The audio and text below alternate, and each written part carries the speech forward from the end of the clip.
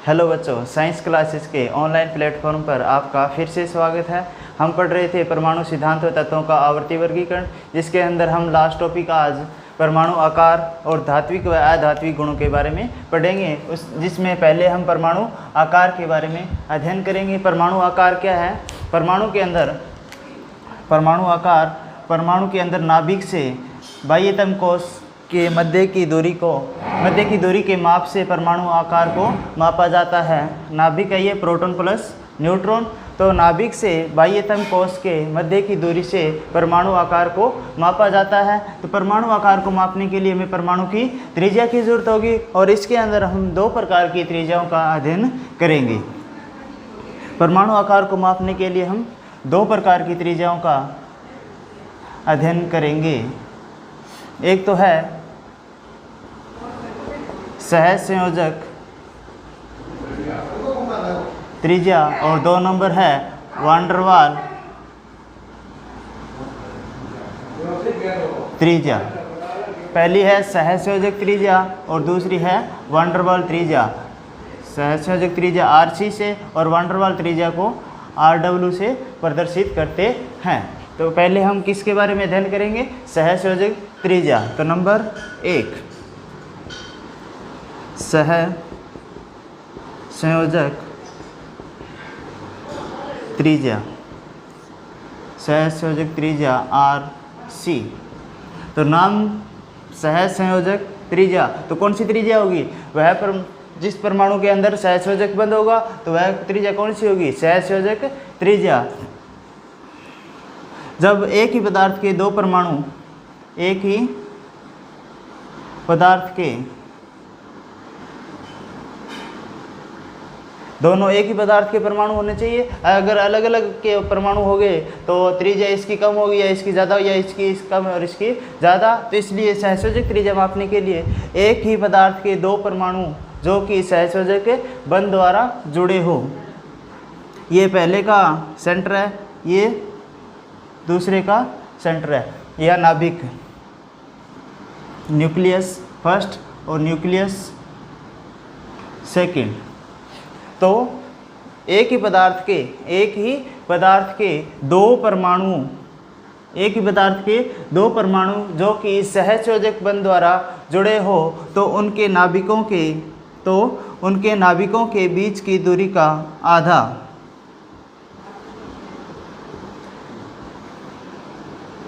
तो यदि एक ही पदार्थ के दो परमाणु सहसंयोजक बंध द्वारा जुड़े हो तो दोनों परमाणुओं के नाभिकों के बीच की दूरी का आधा सहसंयोजक त्रिज्या कहलाती है। अगर पूरे को A माने तो सहसंयोजक त्रिज्या RC बराबर A/2। तो सहसंयोजक त्रिज्या की परिभाषा क्या होगी? एक ही पदार्थ के दो परमाणु जो कि सहसंयोजक बंध द्वारा जुड़े हो तो दोनों परमाणुओं के नाभिकों के बीच की दूरी का आधा सहसंयोजक त्रिज्या कहलाती है। उसके बाद दो नंबर है वान डर वाल त्रिज्या। वान डर वाल त्रिज्या के लिए सहसंयोजक त्रिज्या होगी, उसके बाद वान डर वाल त्रिज्या। वान डर वाल त्रिज्या के अंदर दो अणु लेने पड़ेंगे। किसी ठोस पदार्थ के दो अनाबंधित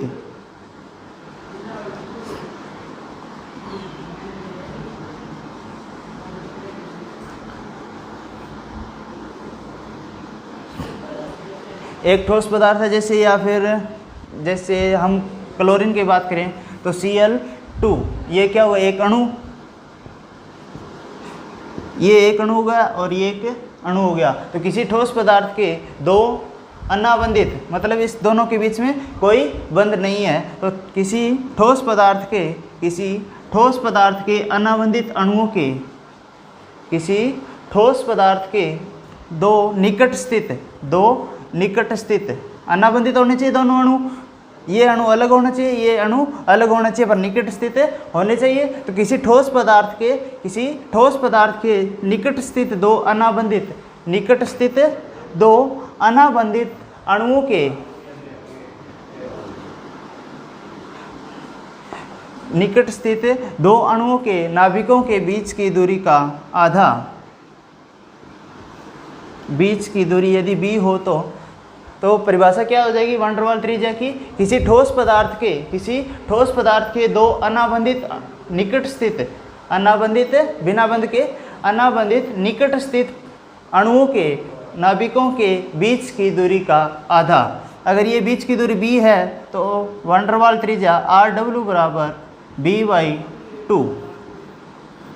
तो परिभाषा क्या हो जाएगी वान डेर वाल त्रिज्या की, ठोस पदार्थ के दो अनाबंधित निकट स्थित परमाणुओं के नाभिकों के बीच की दूरी का आधा वान डेर वाल त्रिज्या कहलाती है। और एक ही पदार्थ के दो परमाणु जो कि सहसंयोजक बंध द्वारा जुड़े हो तो उनके नाभिकों के बीच की दूरी का आधा, बीच की दूरी का आधा सहसंयोजक त्रिज्या कहलाता है। तो ये तो सहसंयोजक त्रिज्या हो जाएगी, इसका आधा तो, और दो अणुओं के निकट स्थित अनाबंधित अणुओं के नाभिकों के बीच की दूरी का आधा तो वान डेर वाल त्रिज्या, और सहसंयोजक बंध द्वारा जुड़े परमाणुओं के नाभिकों के बीच की दूरी का आधा क्या हो जाएगा सहसंयोजक त्रिज्या। और वान डेर वाल त्रिज्या का मान हमेशा सहसंयोजक त्रिज्या से अधिक होता है।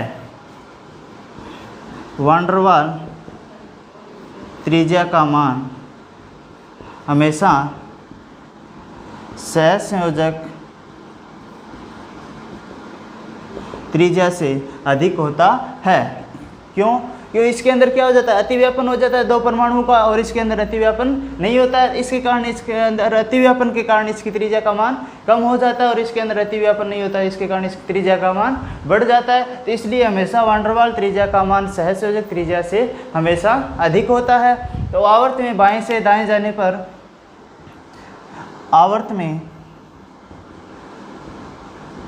बाएं से दाएं जाने पर, आवर्त में बाएं से दाएं जाने पर प्रभावी नाभिक के आवेश का मान बढ़ने पर, आवर्त में बाएं से दाएं जाने पर प्रभावी नाभिक के आवेश का मान बढ़ता है। तो आवर्त में बाएं से दाएं जाने पर प्रभावी नाभिक के आवेश का मान बढ़ने के कारण परमाणु का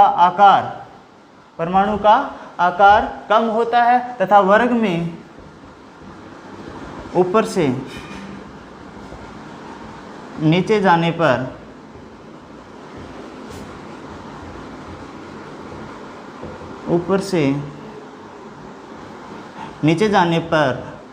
प्रभावी नाभिक के आवेश का मान कम होता है, जिसके कारण परमाणु का आकार बढ़ जाता है। तो आवर्त में बाएं से दाएं जाने पर प्रभावी नाभिक के आवेश का मान बढ़ता है, जिसके कारण परमाणु आकार का मान घट जाता है, तथा वर्ग में ऊपर से नीचे जाने पर परमाणु आकार घट जाता है, क्योंकि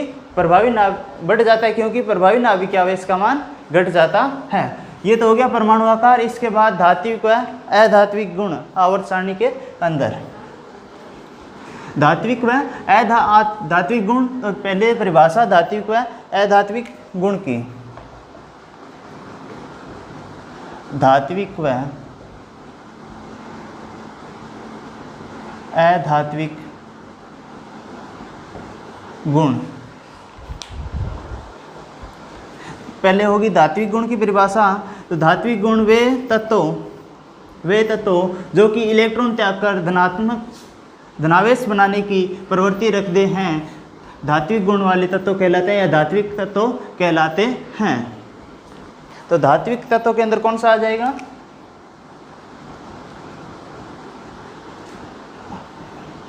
धात्विक तत्व हो जाएंगे वे तत्व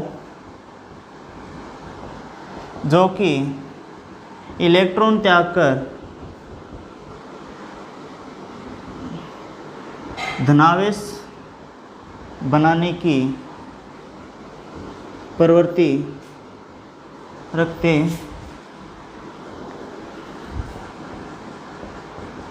हैं, धात्विक तत्व कहलाते हैं। उसके बाद 2 नंबर अधात्विक। तो अधात्विक धात्विक का क्या होगा? विपरीत।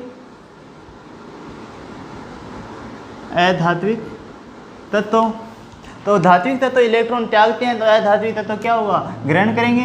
तो वे तत्व जो कि इलेक्ट्रॉन ग्रहण कर ऋणावेश बनाने की प्रवृत्ति रखते हैं अधात्विक तत्व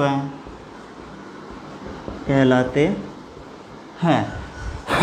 तो पहले धात्विक तत्व की परिभाषा, वे तत्व जो कि इलेक्ट्रॉन त्याग कर धनावेश बनाने की प्रवृत्ति रखते हैं धात्विक तत्व कहलाते हैं। अधात्विक तत्व वे तत्व जो इलेक्ट्रॉन ग्रहण कर ऋणावेश बनाने की प्रवृत्ति रखते हैं अधात्विक तत्व कहलाते हैं। तो आवर्त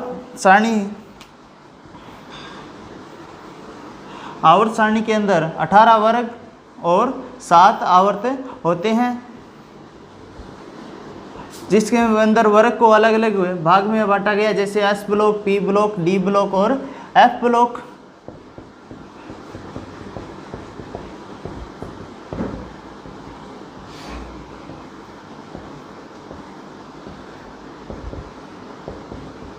तो आवर्त सारणी के अंदर बाईं ओर क्या होते हैं, धात्विक और दाईं ओर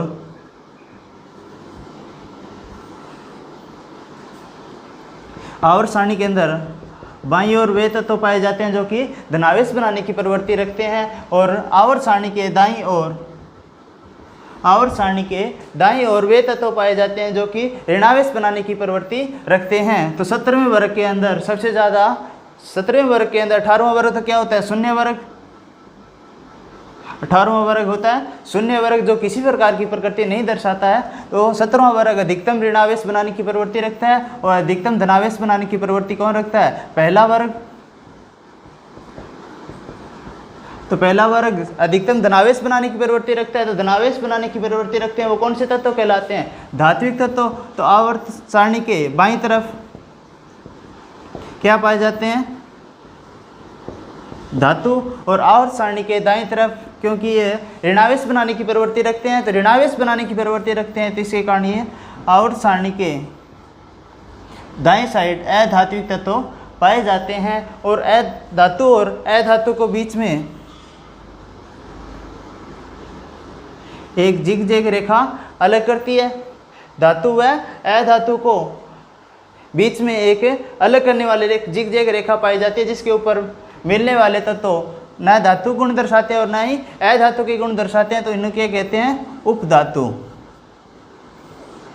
तो आवर्त सारणी के बाईं तरफ जो कि धनावेश बनाने की प्रवृत्ति रखते हैं धातु कहलाते हैं, तथा आवर्त सारणी के दाईं तरफ जो कि ऋणावेश बनाने की प्रवृत्ति रखते हैं अधातु कहलाते हैं। तथा बीच में जो धातु है अधातु को अलग करती है वही एक जिग-जैग रेखा निकलती है, जिसके ऊपर स्थित तत्व उपधातु कहलाते हैं। आवर्त सारणी के अंदर लगभग 7 उपतत्व है, जैसे boron, silicon, germanium, arsenic, antimony, tellurium और polonium. Boron, silicon, germanium, arsenic, antimony, polonium और टेल्यूरियम। तो ये 7 क्या हो गए, उपधातु हो गए। आवर्त सारणी के अगर पूछे तो कि आवर्त सारणी के अंदर सबसे अधिक धात्विक गुण कौन से वर्ग में पाए जाते हैं, तो आवर्त सारणी के अंदर बाईं साइड क्या पाए जाते हैं, धातु। तो सबसे ज़्यादा धात्विक गुण कौन से वर्ग में मिलेंगे, पहले वर्ग के अंदर। अगर ये पूछे कि आवर्त सारणी में सबसे अधिक अधात्विक गुण कौन से वर्ग के तत्व रखते हैं, तो 18वां वर्ग नहीं आएगा, क्योंकि 18वां वर्ग तो कोई भी गुणधर्म नहीं दर्शाता है। तो आवर्त सारणी के अंदर सबसे अधिक अधात्विक गुण 17वां वर्ग दर्शाता है। तो आवर्त में बाएं से दाएं जाने पर, आवर्त में बाएं से दाएं जाएंगे, तो आवर्त में बाएं से दाएं जाएंगे तो अधातु बढ़ रहा है। तो आवर्त में बाएं से दाएं जाने पर अधात्विक गुणों में वृद्धि होती है तथा धात्विक गुणों में कमी होती है। और वर्ग में ऊपर से नीचे जाने पर धात्विक गुणों में वृद्धि होती है, वह अधात्विक गुणों में कमी होती है। तो ये क्या हो जाएगा, आवर्त में दाईं साइड के अधातु है और बाईं साइड धातु है, तो इधर दाएं जाएंगे तो अधातु की तरफ बढ़ेंगे, तो अधात्विक गुण बढ़ेंगे। तो आवर्त में बाएं से दाएं जाने पर अधात्विक गुण बढ़ते हैं, तो घटेंगे क्या, धात्विक गुण। तो आवर्त सारणी में बाएं से दाएं जाने पर अधात्विक गुणों में वृद्धि होती है तथा धात्विक गुणों में कमी होती है, और वर्ग में ऊपर से नीचे जाने पर धात्विक गुणों में वृद्धि होती है तथा अधात्विक गुणों में कमी होती है। तो ये थे हमारे चैप्टर नंबर 7, जो कि आज हमारा कंप्लीट हो गया। नेक्स्ट क्लास में हम चैप्टर नंबर 8 के बारे में अध्ययन करेंगे। धन्यवाद।